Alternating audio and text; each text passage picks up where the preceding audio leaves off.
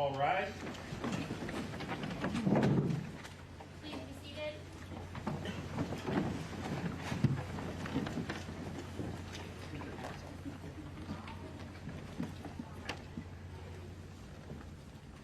We are on the record in the 2nd Judicial District, Latah County. This is the Magistrates Division of District Court. This is State of Idaho versus Bryan C. Kohberger, cause number CR 29222805.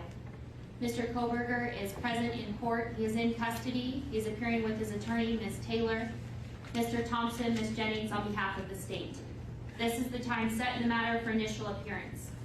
Mr. Kohberger, I am going to advise you of the rights that you have in this case.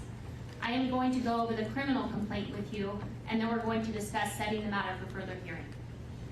You have the following rights. You have the right to remain silent. Anything you say can and will be used against you.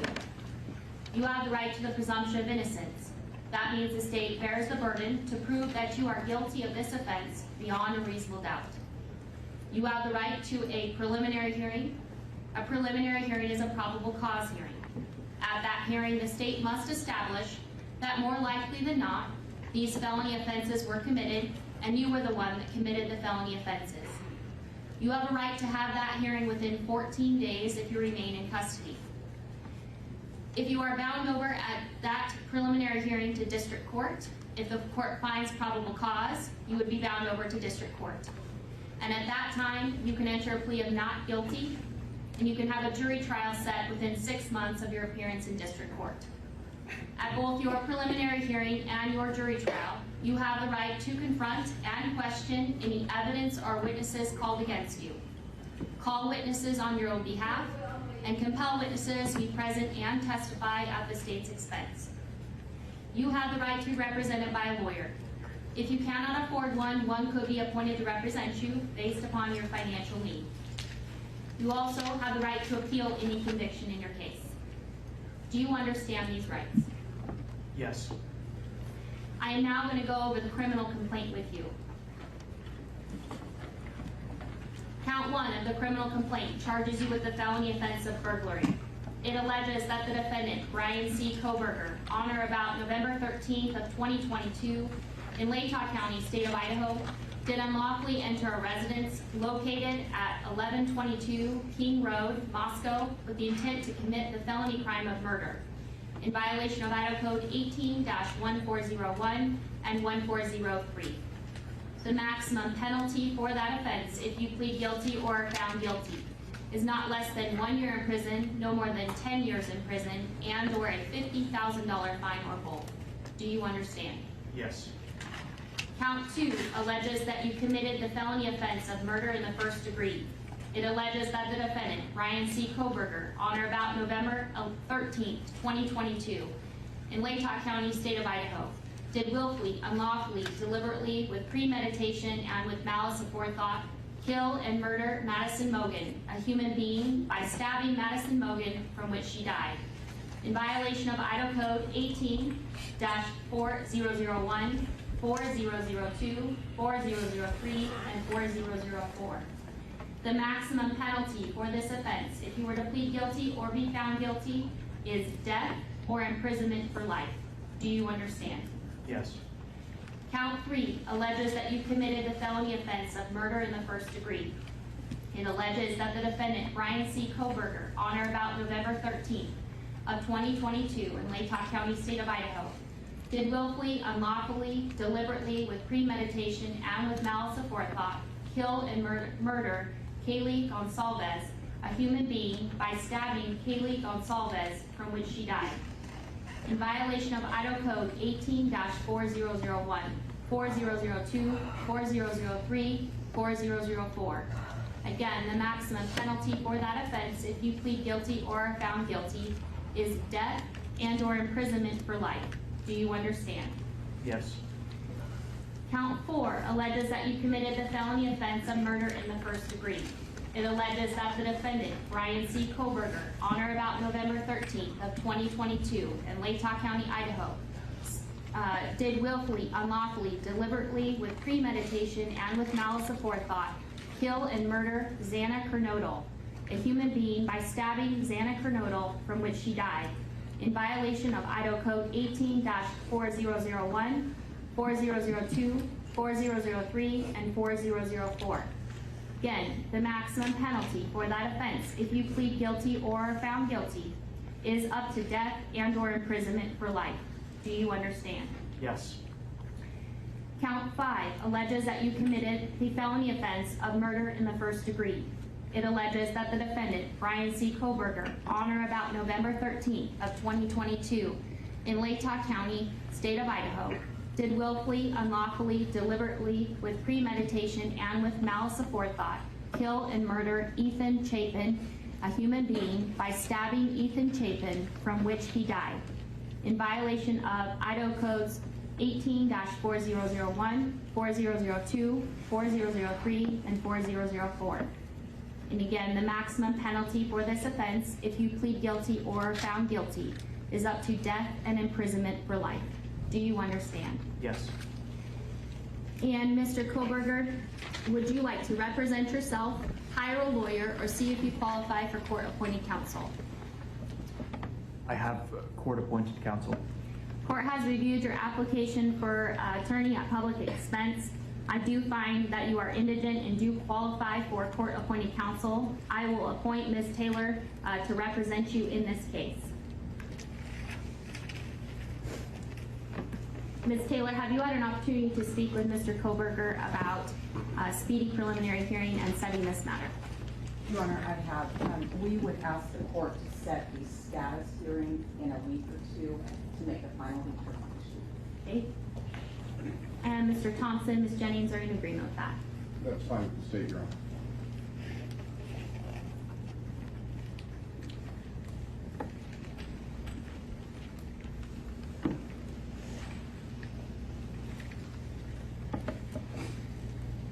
I will go ahead and set this matter for a status hearing then on the calendar on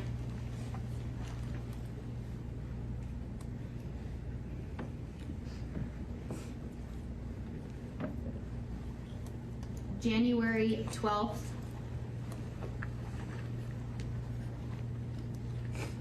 at 10 o'clock a.m.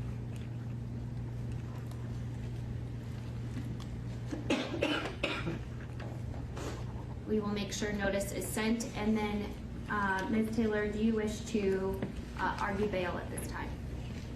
Your Honor, I would like to ask the court to consider setting a bond. Mr. Kohberger right now is on a no bond hold, but it's a limited request as I don't have enough information. We are new to the case. We haven't reviewed very much in the way of information about the case, and we have just done our own work on the case.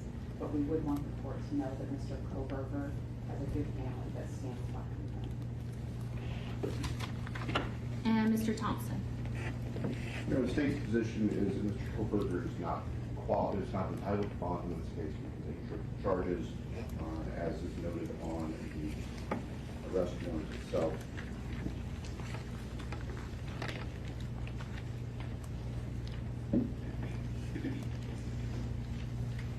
Idaho Code 19-816, 19-2903 both specify that given the potential penalties in this case, there's no right to bail. The defendant was arrested 3,000 miles away across the country, where his family is. We ask that he remain in custody. No bail.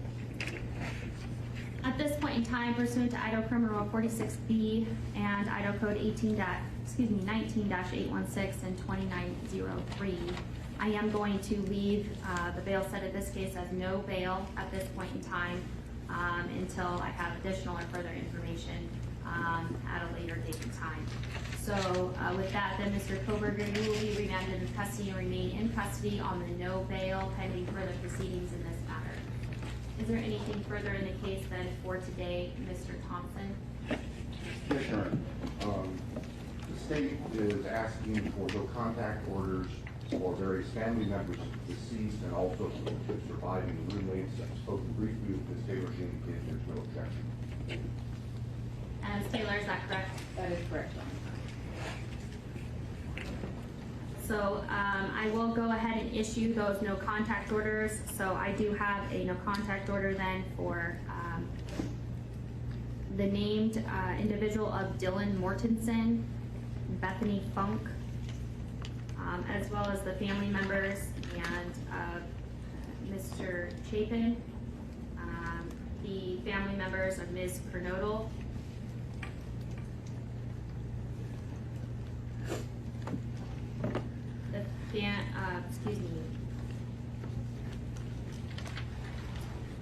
Mr. and Ms. Laramie,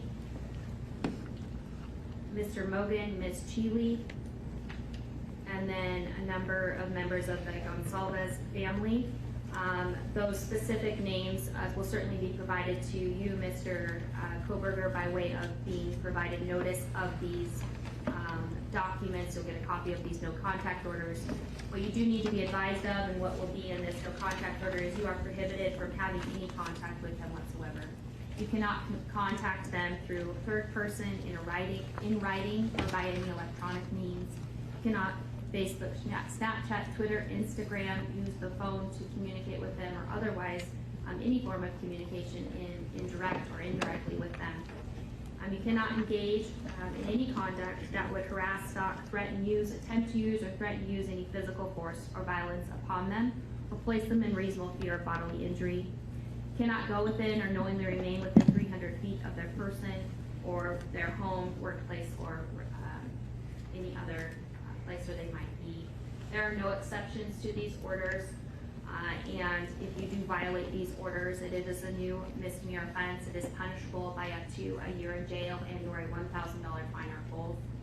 At this point in time, due to being in the magistrate's division here, at this juncture, I am going to issue the no contact orders for a period of 2 years, and then if it needs to be modified or changed by an additional judge, it can be done so at that time. Is there anything further, Mr. Thompson? No, Your Honor. Anything further, Ms. Taylor? No, Your Honor. All right, thank you. We are adjourned.